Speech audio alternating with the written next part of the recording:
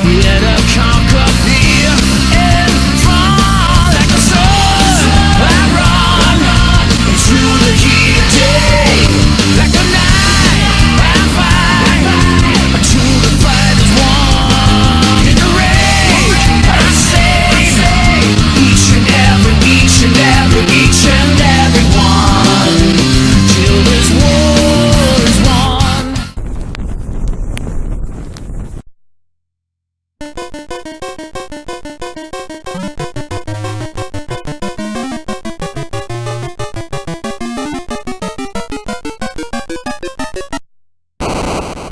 After doing Super Mario Land 3 and Wario Blast, I was really looking forward to Wario Land 2. The game released late enough to bridge the Game Boy with the Game Boy Color, and for good reason, as we'll later find out. Thankfully, I had a ROM of the colored edition, because I'll tell you that getting the palette back on the console was definitely a great upgrade. It seemed like the Wario series was some amazing place, where Nintendo managed to smuggle some pure development talent, and I was ready to jump into this ROM immediately. The game starts off on a good foot with some legitimate cutscenes to help set the scene. I suppose it shouldn't surprise now that we had gotten to the Game Boy Color stage and games like Pokemon Gold were available on it, but there was just something about Captain Syrup walking up to Wario's castle with her henchmen and then breaking in to steal all of Wario's stuff and also flood his basement because lols, home destruction, that was getting me thinking that this was going to be a hell of a time.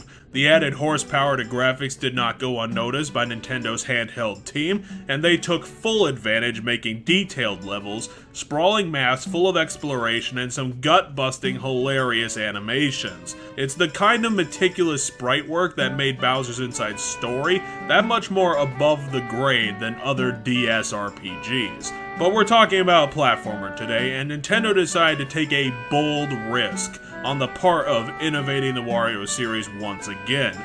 They decided to make Wario invulnerable to damage. Yep, there's no health mechanics in this game. Wario has turned into a Greek greed god. Don't think that this ended up making Wario Land 2 an epic yarn bore fest. While you are now unable to take damage, this game can still make you fail at your objectives almost entirely at boss fights.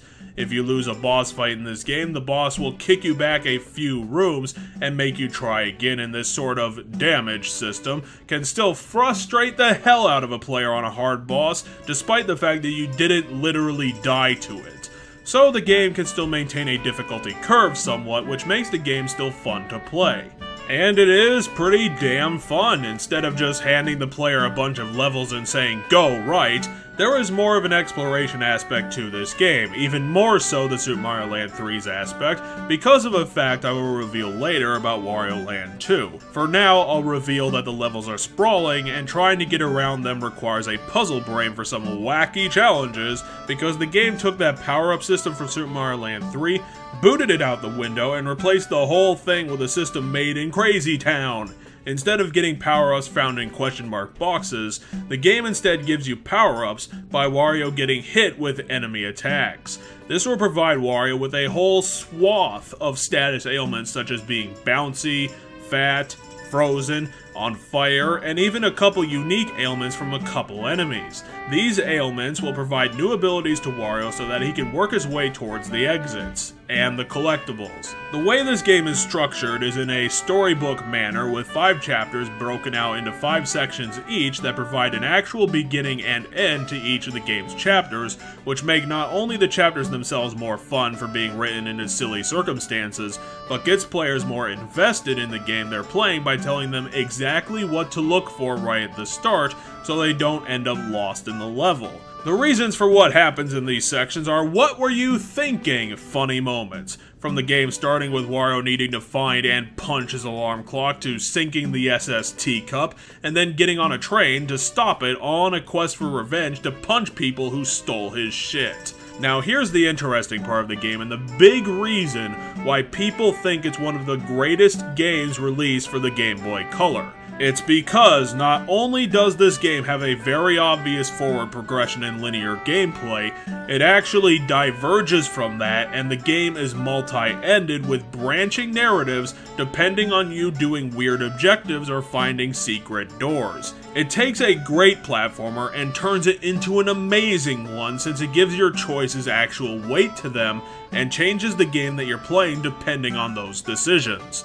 The easiest branching path to get on is actually at the start of the game, where instead of punching Wario's alarm clock, all you need to do is not move for 60 seconds, and then Wario will just sleep through his alarm, going on the second pathway, where Syrup's goons find Wario and throw him out of his castle, and then he has to fight his way back inside. This game has 50 levels in it from the true narrative, and the branching ones giving you tons of gameplay time and replayability.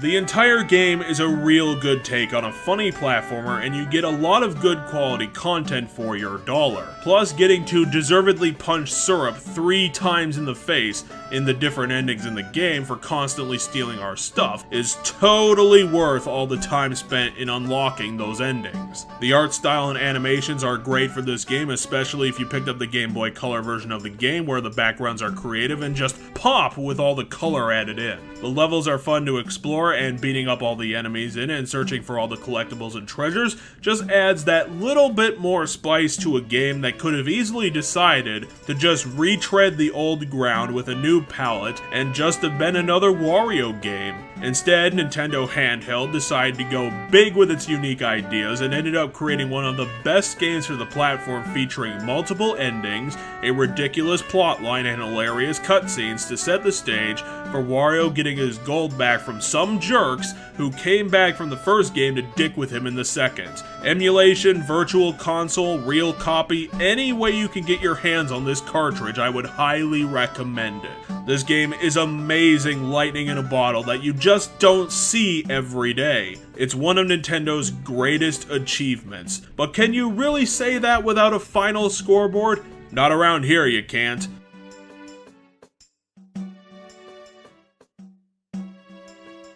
I will also leave you all with a victory for gamers, because you deserve it always. Thanks for watching.